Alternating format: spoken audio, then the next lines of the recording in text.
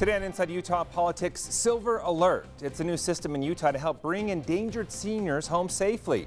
But is it being used the way it should be? The bill sponsor is here to help spread the word. And Utah Senator Mike Lee says the federal government is taking a strange approach to an antitrust investigation. What he plans to do to keep an eye on the process. Time now for Inside Utah Politics. Good Sunday morning, and thanks so much for joining us for Inside Utah Politics. I'm Glenn Mills. An Orem man drove around lost and confused for nearly 2 days until his credit card and Utah's new Silver Alert system helped track him down. ABC4's Rick Aaron spoke exclusively to the children of the man who triggered Utah's first ever Silver Alert. 80-year-old Robert Jones suffers from Alzheimer's, so he didn't realize that his wife Karen was asleep in the next room when he started a 1,600-mile journey to find her. Robert's son thinks he left his house in Orem around 1 a.m. Sunday and asked for directions. I believe someone in Orem told him how to get onto I-15. He asked them where Salt Lake was. They told him how to get to Salt Lake. He got on the freeway, and then he just drove. And drove and drove and drove until he ran out of gas 600 miles away near Pendleton, Oregon. A Good Samaritan gave him a ride to a gas station where his credit card was declined at 9:59 Sunday night, but he used cash to fill up in nearby Stanfield at 11:33 and kept going. He was aware the entire time that he was lost, that he was looking for my mother, and I think he did feel, distress. He just didn't quite have the cognitive ability to tell somebody, I'm lost, I need help. The family kept tracking his Discover card Monday morning in Mountain Home, Idaho, and Monday afternoon in Winnemucca, Nevada. After ABC4 News informed an Orem police lieutenant about the new Silver Alert system, they put out an alert with a description of his vehicle at 4:04 p.m. Less than 3 hours later, a gas station attendant found him in Wilder, Idaho. 42 hours and 4 states later, Robert was safe and on his way back home. It was just nice to give him a big hug, just, good to see you, Dad. He just said, sure happy that I'm home. Robert's family tells me that today he is healthy and happy, but has no recollection of his epic 4-state journey. Reporting alongside Interstate 15, Rick Aaron, ABC4 News. Robert's children tell us they are installing a new security system at his house that will sound an alarm if he tries to leave alone again. Hopefully this won't happen again. Representative Lee Perry is the sponsor of the bill that actually created the Silver Alert. He's here now to discuss how and when it should be put to use. Representative Perry, great to have you with us. Thanks so much for being here. Thanks, Glenn. We'll get into this situation specifically in just a bit, but let's start with the background. You ran the bill during this year's legislative session. Why did you run it, and what was the need that you saw? Well, the Alzheimer's Association of Utah came to me and asked me about running it. They said there's other similar laws around the country, and I actually had a constituent who asked to run this bill. We had kind of a policy in place in the state of Utah and the Bureau of Criminal Identification, but not many people knew about the policy and how it worked. Mm-hmm. And so we felt like making it a law would be a better thing. And this constituent, she lost her father. He was there in Brigham City area. He wandered off, got in a car, drove away, and we didn't have anything like this. And so the search was great and intensive, but it focused in Box Elder County. Mm-hmm. And he'd driven just over the hill into Cache County, where he eventually succumbed to the environment, and that's not acceptable. We care about our parents and our loved ones, and so I said, yeah, count me in, I'll run it, and that's where it came to, between the Alzheimer's Association and my constituent. I felt like this needed to be done. Got it. This is just like an Amber Alert, except for endangered seniors. Talk about how it works, because you make an important point there where it went from county to county. This will actually help with that. Yeah, ours is unique in this sense. It's like an Amber Alert except for one component. We don't go to people's cell phones. We use the overhead message boards. We use reverse 911, things like that. And Utah's law is unique because it's geographically based. But so if you've got somebody who's in a car, we can use the overhead message signs from UDOT to get the message out and have other people help us. If they just walk away from the house, we can use a reverse 911 system and have the people in the neighborhood help us look for this person. There's not enough policemen, not even enough search and rescue to find a missing person. And sometimes they go into places and hide. And it takes extra eyes to get out there and really look to find them. And that's what this law brings to the table. And it's disseminated through the Bureau of Criminal Identification to get the word out as wide as necessary or as narrow and focused as necessary. And how do you determine how that focus is necessary? What is the criteria for that? Well, they got to be over the age of 65 in most cases, or if they have a diagnosis of dementia or there's a belief of the dementia or Alzheimer's. If any of those things are in place there, they can ask and law enforcement can do this. Unlike an Amber Alert where it's criminal, this is just helping our people who need help out. And there's an age criteria because we can't just put it out for everybody, but it's those who we think are suffering that dementia and Alzheimer's, just like in Robert's case. The family knew, and they needed to have that message put out so that people start looking and helping law enforcement find it. Obviously, this can go across state lines as well. We can reach out to other states to put the word out, yes. We can reach out to other states and share that information with them. It's Utah-based, but it could reach out to other states through our Bureau of Criminal Investigation. And is that determined on whether a state has a similar Silver Alert type system, or even if they don't themselves, can the information still be shared there? It doesn't matter whether they have one or not. It can still be shared there. It's for their states, it's depending on what their state action is. Some states like Idaho, we can just share it with them and say, hey, this is an attempt to locate it. It's a welfare check is what they would call it in a state that doesn't have a Silver Alert. Got it. Let's talk about another important issue here, and that is that there may not be enough awareness and education of this across the state. Our reporter informed the Orem Police Department that this is an option. I know you got involved with that as well. Are you disheartened at all that agencies across the state don't know that this is an option? Or is that just kind of part of the learning curve? No, that's part of the learning curve. That's what happens. As we pass legislation on the Hill, you can't expect law enforcement, everybody to pick up on it right away. Even sometimes the public misses it. It's near and dear to the hearts of those who are involved and understand this, but sometimes you get so many laws coming into law enforcement's hands, you can't expect them to know them all. Amber Alert was like that. It took a while for people to understand what's an Amber Alert, how does it work, and we train law enforcement. The Alzheimer's Association is offering free training to any law enforcement agency in the state of Utah to help understand the law, how it works, and how it will best serve their community. We calculate that there are probably other incidents here in the state of Utah that this could have been used for before now. You think that there are probably quite a few that happen every single month that this could actually apply to. Talk about that. You know, yeah, I mean, I could see probably, you know, you could probably have on average 3 to 10 a month, I'm thinking, that could apply to it. But again, it's up to law enforcement. They've got to go and determine, is the person just wandering in the neighborhood? Can we keep it local? Do we even need to send it to BCI? In a case like Robert's, where they knew he was in the car, by all means, that's one that we need to get on fast. Get that word out, get those message boards up so that people will start looking for his car. That way we find them faster. So when we know the mechanism of how they've gone away, if they're walking, certainly they're not going to get as far.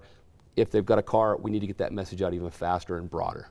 So you mentioned the Alzheimer's Association trying to help spread the word. Yes. What else needs to be done? You yourself work in law enforcement as well. Are there going to be other efforts to help spread the word across the state so that more people are aware that this is an option? Yeah, the Statewide Association of Prosecutors travels the state of Utah after the legislative session and shares information about laws that were changed during the previous session.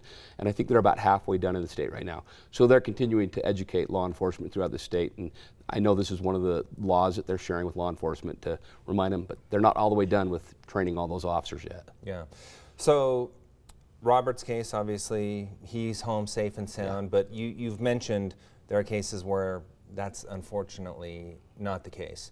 Do you believe that this will make a difference and help save lives? And really, how big of a problem is this where we've seen this in the past where seniors have wandered off and got disoriented and unfortunately not made it back home?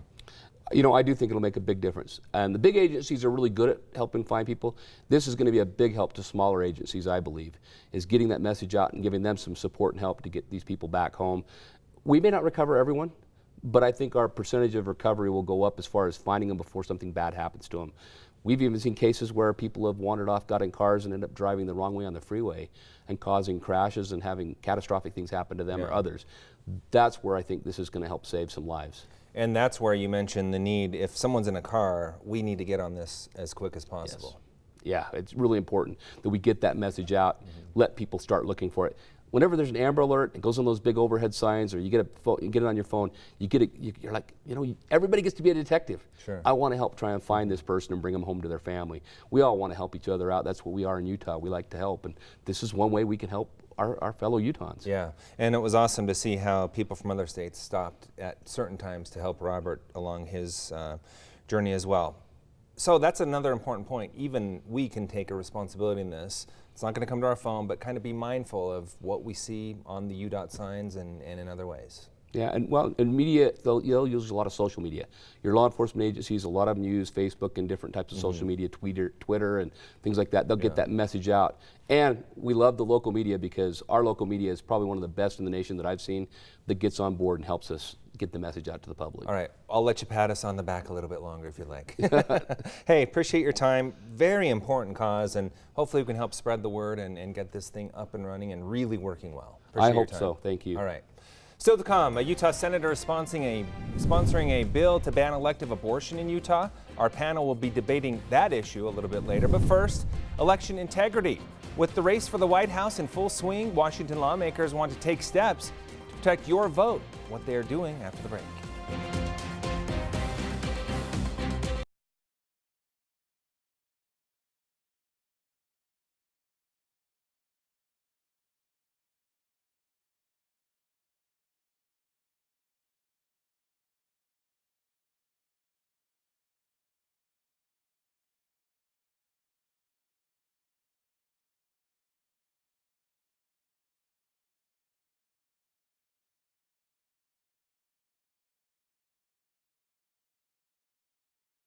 The federal government is reportedly ramping up an investigation into possible antitrust violations in the tech industry. And the approach the government is taking is turning some heads. That's why a Utah senator is hosting a hearing. Federal regulators are taking aim at big tech. They'll be looking into issues presented by Facebook, Google, Twitter, Apple, and so forth, and evaluating whether to what extent they might be engaging in anti-competitive behavior in violation of our antitrust laws. Utah Senator Mike Lee says the problem is two government agencies, the Federal Trade Commission and the Justice Department, are investigating. He says it's an odd approach leading to turf battles as both try to exert power. It reveals itself as kind of an anomaly within the government, where we've got a consistent set of laws that are enforced by an inconsistent set of agencies, sometimes in an inconsistent fashion. As chair of the Judiciary Antitrust Subcommittee, Senator Lee will be conducting a hearing to keep an eye on how the two entities move forward. We want the American people to be able to have some insight into the standards that they'll be applying. We don't want anything they do to be either hasty or excessively prolonged. We certainly don't want it to be standardless and arbitrary. Senator Amy Klobuchar, a Democrat from Minnesota and ranking member of the committee, is teaming up with Lee for the hearing. She says, quote, "We need antitrust enforcement that meets the demands of the 21st century economy and enforcement agencies that have the resources and the will to undertake aggressive enforcement whenever and wherever competition is under threat." That hearing is set for next month on Tuesday, July 23rd. As the president kicks off his 2020 re-election campaign and his Democratic challengers prepare for this week's debates in Miami, lawmakers in Washington are proposing plans to protect our votes. Washington correspondent Morgan Wright has the latest. Everyone knows that Russia interfered in our elections in 2016.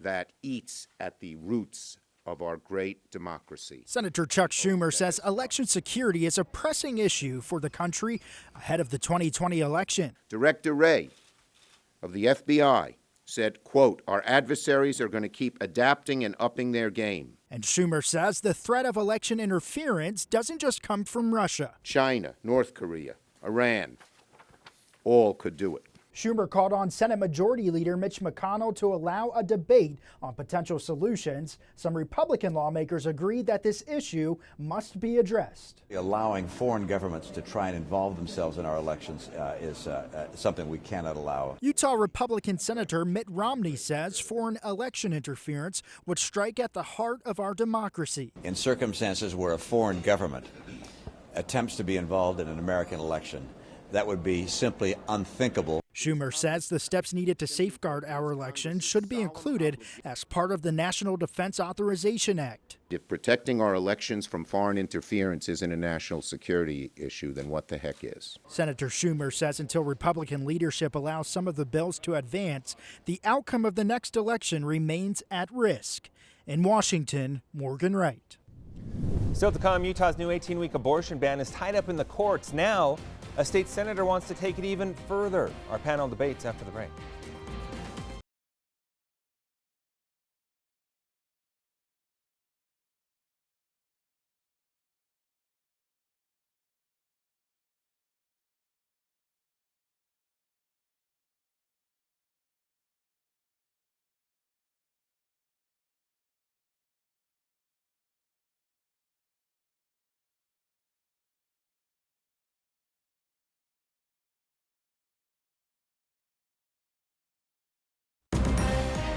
You're watching Inside Utah Politics. Time now to break down some of the big stories of the week with the Inside Utah Politics panel. This week we have Salt Lake County Councilwoman Amy Winder-Newton and Salt Lake City Councilman Charlie Luke. Great to have both of you with us. Thanks for being here. Great to be here. Let's start off with abortion. It's a huge debate all across the country. We're seeing states take matters into their own hands. Just this year, our state passing the 18-week ban. It's caught up in court now, but now State Senator Dan McCay talking about next session eliminating all elective abortion in the state. Amy, do you see that as the right way to go? Well, I think it's going to be interesting to see how that plays out, and I haven't talked to Senator McCay to find out what his plan is, but it is interesting to see all of these states kind of doing their own thing. And, you know, I mean, you look at Virginia and New York and kind of the ultra-left swing on the abortion policy, and that's making a lot of people mad, and I think they're willing to push back and fight and create some constitutionality issues that are going to end up in the Supreme Court. I think Roe v. Wade's re-examined at some point. Charlie, your thoughts on a bill, new one coming out when this year's bill hasn't even made its way through the courts yet? Yeah, I think it's a mistake, but I also think it's election year politics, not necessarily just for Senator McCay, but for the Republican Party overall. I mean, this is clearly a message bill. It is something that states are trying to challenge, especially conservative states are trying to challenge the rule of law to force the Supreme Court's hand to redecide and to reevaluate Roe versus Wade. I think that there's going to have serious economic impact for this if this continues, if the legislature continues to try to push message bills like this that are going to cost the state millions of dollars in lawsuits. I think that there should be pushback. Amy brings up a point, though, that we're seeing this on both ends of the spectrum, in New York and Georgia and Alabama. Mm-hmm. So we're seeing this really on both sides. Yeah, well, you know, you can talk about both sides, but I'm looking at Utah, and now we're going to have our second bill that is going to be potentially up in court. Unless legislators have a separate pot of money that they're looking at to start funding these expensive lawsuits that I don't know of, well, then let me hear that. But right now, I'm just looking at the limited budget that we have in the state. You have existing services that are being cut or not, in terms of providing services for people who are born. I'd rather, the state legislature spend the money that they're spending on a lawsuit to try to, beef up mental health care, to beef up some of the other services that are there for people who actually end up getting born, instead of just focusing so much on the fetus and then ignoring people once they're born. Address that, because a lot of people, pro-choice supporters, are saying we're in this conservative state, and yet conservative lawmakers are willing to take this risk and pay millions potentially for it. Well, and I don't know that I see this bill passing. I mean, I think, the 18-week bill passed, and we've now got our constitutionality challenge, and we'll be seeing how that progresses. Quite frankly, I don't know that we're going to see anything more. You bring up the point about how this is really the states taking this on with the ultimate goal of getting this back in front of the Supreme Court. If it were to end up back in front of the Supreme Court, do you see a different outcome? With this Supreme Court, the justices, absolutely. And that, I think, is very concerning, and it should be concerning not just to women but to men as well. You can disagree with abortion. Don't like abortion. I mean, the concept is not great, but the rule of law is that women should have a right to choose, and that is something that is a fundamental, important right that is codified right now in Roe versus Wade. If that is taken away, you're not going to see abortion disappear. You're going to see abortion only for individuals who can afford it, to those who are fortunate enough to be able to travel to a different state and have that, or a different country. But it is a discriminatory, exclusionary policy if we start eliminating choice. This isn't me saying, hey, let's have more abortion all over the place, but that's a reality. You are limiting someone's choice. You have a response to that. Well, I was just going to say, I think it's going to be interesting when the Supreme Court does hear it again, because we've got some technology that we didn't have in the 70s to understand better when fetuses feel pain, when they, we've got some more information that we're going to have that science is going to help us with that we didn't have that long ago. I think it's going to be an interesting debate. Even a lot of pro-lifers believe there should be some exceptions, though. And Absolutely. We are starting to see in the country states move to the point where not even exceptions. Are you troubled by that?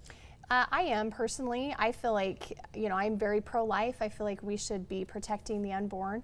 I do feel like that there's situations in the life of the mother, if the life of the mother is in danger, rape and incest, some of those things that need to be looked at. And I think we need to frame these in two different conversations when we talk about this and have those as two different conversations. And so, yeah, it's troubling to me when there's no exceptions in place there. But right now what we're hearing from the state is that there's not going to be exceptions. When you look at the other states, it is a strict ban, period. Right. That's why I don't think it's going to pass.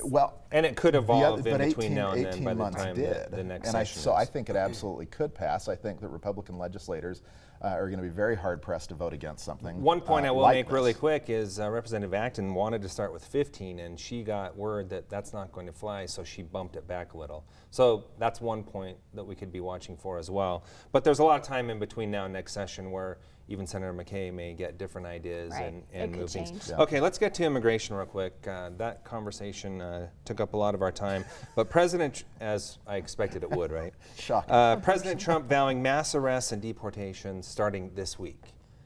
Charlie, let's start with you on that one. Your thoughts? Unfortunately, I'm to the point where I don't believe most of what Trump tweets or says at a rally, especially when it's starting to be discounted by his own administration.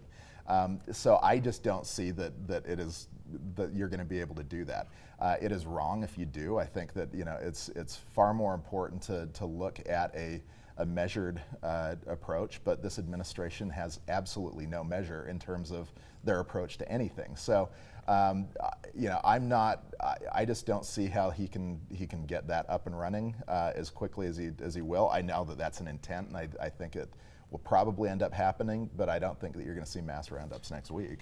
Amy, your thoughts on that? You and your colleagues recently took this up. Right, and it's frustrating. I mean, I'll be honest, I'm so ticked at both parties. I feel like this is a big issue. We have got to address immigration. We've got to have good immigration policy for our country, and that includes protecting the borders, and also it includes figuring out how to solve the issues of the things that we have, the people that we do have in this country, and setting a policy that we're really going to follow. And to me, that is not happening. And I think both parties are politicizing it to the point to try to boost their base, and I'm frustrated by that because we see the impact in our communities. We see families who are too afraid to go to parent-teacher conference at their schools, or who won't call 911 when they're being abused, or things like that because they're afraid, and we've got to fix this issue. And having a presidential administration that is more than willing to separate families and put children in cages is not going to help alleviate any fear that someone who's undocumented in Utah or anywhere else has to come forward and actually ask for help. That's what's so dangerous about this. The three of us, though, we're about the same age. We grew up in the same time frame, and we've been hearing this from Congress probably our whole lives. So what gives you any hope whatsoever that maybe they will come together on a plan, or do you not have hope of that? I have hope, but I'm not super optimistic. I'm not seeing it, and that's where I'm frustrated. Is I think, I appreciate that President Trump is trying to secure the border, and we've got to do something there, but we also need to have a plan of how we're going to move forward, and nobody seems to be offering that. There's just Okay, we have about 15 seconds left for your final thoughts. Caging 2-year-olds is not a way to protect the border. That's simply a vindictive. But do you see the parties having the ability to come together on meaningful?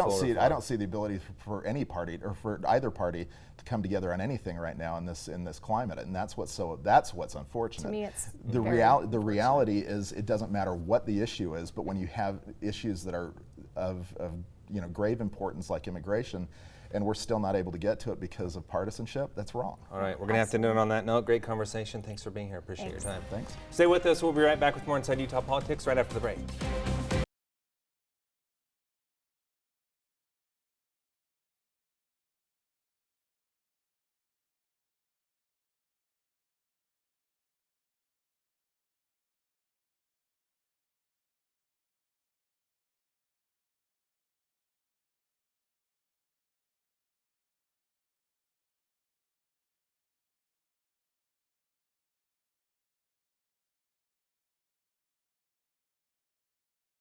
We leave you now with a look at what's on the radar in the world of politics. The race to lead Utah's capital city. Over the next 3 weeks on this show, we're going to introduce you to the 8 candidates in the running for Salt Lake City mayor. Those 8 will be narrowed down to 2 in the municipal primary. That's on Tuesday, August 13th.